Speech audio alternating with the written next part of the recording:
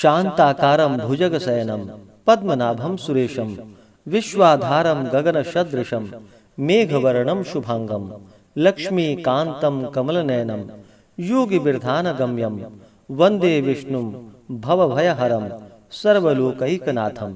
जय श्री हरि विष्णु, जय श्री राधे कृष्ण। आप सभी का आपके अपने YouTube channel BK Mishra present में बहुत बहुत स्वागत है। आइए आज आप सब सुनेंगे वैशाख मास कृष्ण पक्ष की वरुथिनी एकादशी व्रत की कथा। इस बार वरुथिनी एकादशी का व्रत जो कि 4 मई 2024 दिन शनिवार को किया जा रहा है। आप सभी भक्तों को वरुथिनी एकादशी व्रत की ढेर सारी शुभकामनाएं। आप सभी के जीवन में भगवान विष्णु माता लक्ष्मी की कृपा से आप सभी भक्तों को सुख और समृद्धि की प्राप्ति हो। भगवान विष्णु माता लक्ष्मी आप सभी भक्तों के इच्छाओं को पूर्ण करे। वैशाख मास कृष्ण पक्ष की एकादशी को इसे वरुथिनी एकादशी व्रत के नाम से जाना जाता है। जो भी भक्त सच्ची श्रद्धा के साथ नियम और निष्ठा के साथ वरुथिनी एकादशी का व्रत धारण करते हैं, इस दिन भगवान विष्णु का पूजन करते हैं, तो यह व्रत अनेक प्रकार के पापों को नष्ट करने वाली है। इस व्रत को धारण करने वाले को, व्रत में नियम पालन करने वाले को, कथा श्रवण करने वाले को हजारों गोदान का पुण्य फल प्राप्त होता है तथा स्वर्ग आदि उत्तम लोक इस व्रत के प्रभाव से प्राप्त होता है। तो आइए अब सुनते हैं वरुथिनी एकादशी व्रत की कथा। अगर आप एकादशी व्रत के उपलक्ष्य में ब्राह्मण दक्षिणा, अन्नदान, वस्त्रदान आदि के लिए देना चाहते हो तो आप अपने श्रद्धा और सामर्थ्य के अनुसार हमें डिस्क्रिप्शन में जाकर के वहां से गूगल पे, फोन पे या अकाउंट नंबर के माध्यम से आप अपने श्रद्धा और सामर्थ्य के अनुसार हमें ब्राह्मण दक्षिणा प्रदान कर सकते हैं। तो आइए सुनते हैं वरुथिनी एकादशी व्रत की कथा।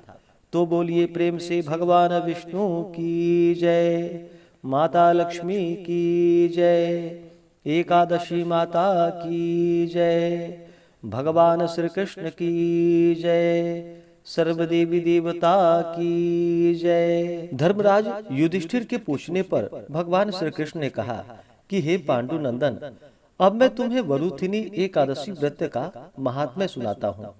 आप सुनिए। वैशाख के कृष्ण पक्ष की एकादशी का नाम वरुथिनी एकादशी है। इसी वरुथिनी एकादशी का व्रत करके महाराज मानधाता ने मोक्ष की प्राप्ति की थी और अनेकों धुंधुमार इत्यादि राजाओं ने इस एकादशी के व्रत को करके मुक्ति को प्राप्त किया है।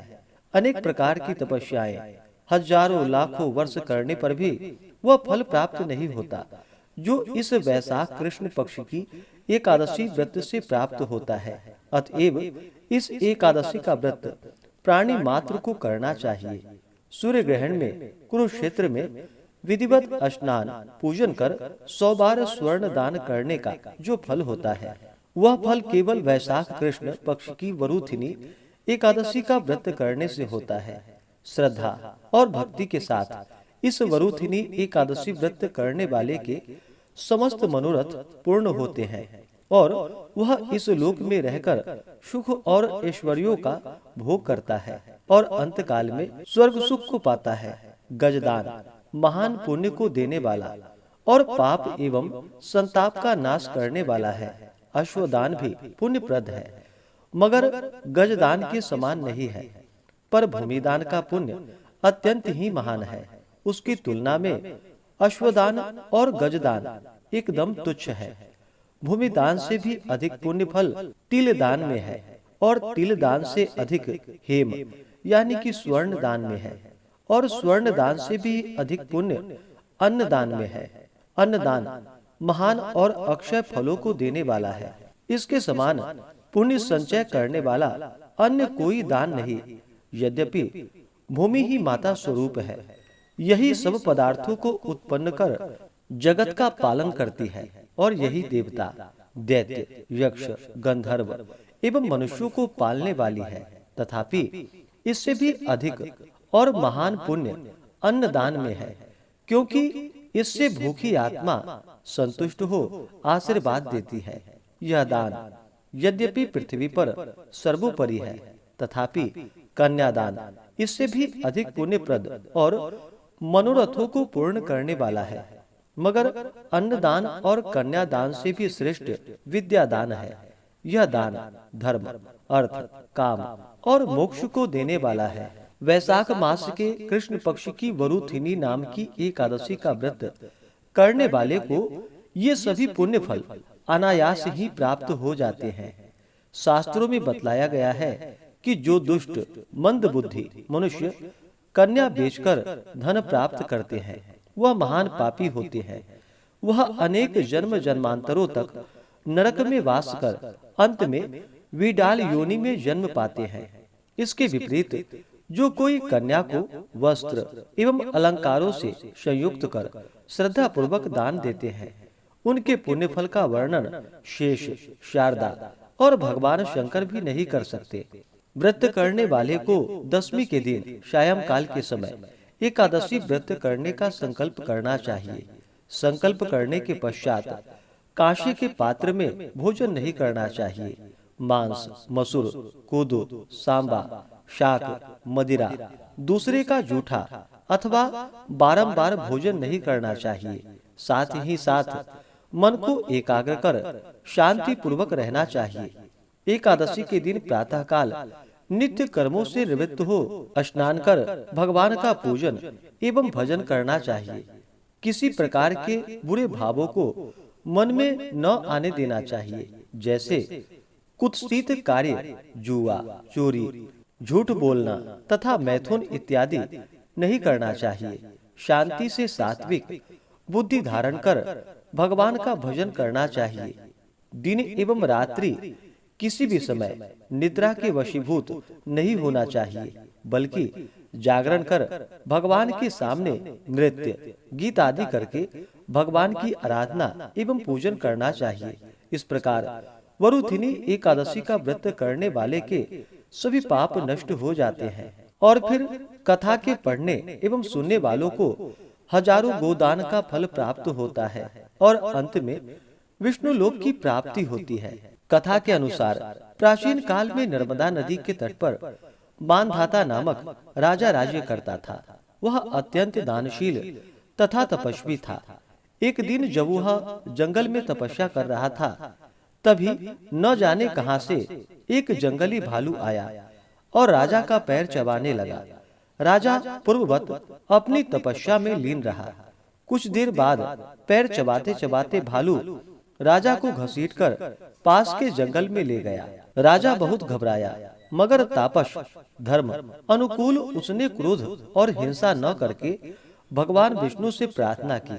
करुण भाव से भगवान विष्णु को पुकारा। उसकी पुकार सुनकर भगवान श्री हरि विष्णु प्रकट हुए और उन्होंने चक्र से भालू को मार डाला। राजा का पैर भालू पहले ही खा चुका था। इससे राजा बहुत शोकाकुल हुआ। उसे दुखी देखकर भगवान विष्णु बोले कि हे वत्स, शोक मत करो, तुम मथुरा जाओ और वरुथिनी एकादशी का व्रत रखकर मेरी वाराह अवतार मूर्ति की पूजा करो। उसके प्रभाव से पुनः सुदृढ़ अंगों वाले तुम हो जाओगे। इस भालू ने तुम्हारे जो पांव काटे हैं, यह तुम्हारे पूर्व जन्म का अपराध था। भगवान की आज्ञा मानकर राजा मानधाता ने मथुरा जाकर श्रद्धा पूर्वक वरुथिनी एकादशी का व्रत किया, जिसके प्रभाव से राजा शीघ्र ही पुनः सुंदर और संपूर्ण अंगों वाला हो गया। इसी एकादशी के प्रभाव से राजा मानधाता स्वर्ग को गया था। जो भी व्यक्ति भय से पीड़ित है, उसे वरुथिनी एकादशी का व्रत रखकर भगवान विष्णु का स्मरण करना चाहिए। इस व्रत को करने से समस्त पापों का नाश होकर अंत में मोक्ष की प्राप्ति होती है। तो बोलिए प्रेम से भगवान विष्णु की जय, माता लक्ष्मी की जय, एकादशी माता की जय, भगवान श्री कृष्ण की जय, सर्वदेवी देवता की जय। तो आइए जानते हैं वरुथिनी एकादशी व्रत के शुभ मुहूर्त के बारे में।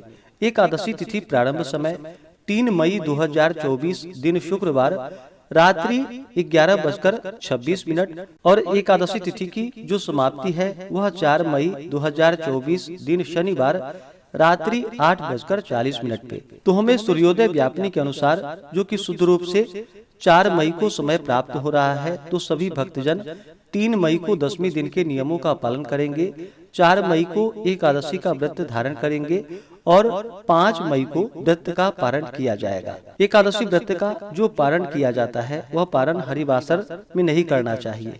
हरिवासर का समय द्वादशी तिथि का पहला चौथाई हिस्सा हरिवासर का होता है।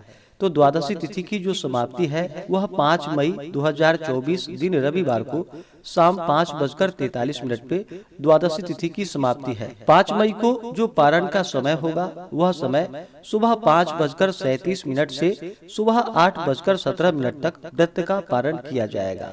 वरुथिनी एकादशी व्रत का पारण, जो कि कुशोद केन पारणम यानी कि कुशा के जल से इस व्रत का पारण किया जाएगा। यह संभव ना हो पाए तो तुलसी दल, जल या फल से व्रत का पारण करें। इस बार रविवार के दिन व्रत का पारण है। रविवार के दिन तुलसी पत्र नहीं तोड़नी चाहिए। एकादशी तिथि के दिन भी तुलसी पत्र नहीं तोड़नी चाहिए। वहीं पे अगर आपने शालिग्राम रखा हो तो आप तुलसी पत्र तोड़ सकते हैं, उसमें कोई दिक्कत नहीं है। तो आप चाहें तो 10वीं के दिन ही पूजन के लिए तुलसी पत्र तोड़ करके रख ले और उसे भगवान को अर्पित भी करे। और जब भी भगवान को भोग लगाते हैं तो तुलसी पत्र डाल करके ही भगवान को भोग लगाना चाहिए। एकादशी तिथि के दिन सूर्योदय का जो समय है वह सुबह 5:20, सूर्यास्त शाम 6:30। ब्रह्म मुहूर्त का जो समय है वह समय 4 मई को सुबह 4:12 से सुबह 4:55 तक होगा। तो इस दिन पूरे विधि विधान के साथ भगवान विष्णु माता लक्ष्मी का एकादशी तिथि के दिन पूजन करे, कथा श्रवण करे, भगवान की आरती करे। इस दौरान ओम नमो भगवते वासुदेवाय या श्री कृष्ण गोविंद हरे मुरारी आदि मंत्रों का जप करे तो बड़ा ही पुण्यफलदायी होगा। इस दिन भगवान विष्णु को जो कि विशेष प्रकार से खरबूजा अवश्य ही भगवान को अर्पित करनी चाहिए और उसे प्रसाद के रूप में ग्रहण भी करना चाहिए। इस दिन दूध से बने हुए वस्तु का भी भगवान को भोग लगाए या इस मौसम में मिलने वाले जो भी ऋतु फल हो वो भगवान विष्णु को अर्पित करे। इस दिन भगवान का गंध पुष्प धूप दीप आदि से पूजन करे, कथा श्रवण करे, भगवान की आरती करे। इससे पुण्य फलों की प्राप्ति होती है और जब व्यक्ति के पुण्य उदय होते हैं तभी उनके पापों का नाश होता है। उसके बाद सांसारिक सुखों की प्राप्ति हो पाती है। तो आशा करता हूँ कि यह जानकारी आपको अच्छा लगा हो। ऐसे ही ज्ञानवर्धक जानकारियाँ प्राप्त करते रहने के लिए, व्रत पूजा के बारे में जानने के लिए, कथा को सुनने के लिए चैनल पे अगर आप पहली बार आए हैं तो चैनल को लाल बटन दबा करके सब्सक्राइब करें, साथ में बेल आइकन घंटी को दबाएं ताकि आने वाली वीडियो का नोटिफिकेशन आपको समय से मिलता रहे। वीडियो को लाइक करें, शेयर करें। सुखी रहें और स्वस्थ रहें। जय श्री राधे कृष्ण। धन्यवाद।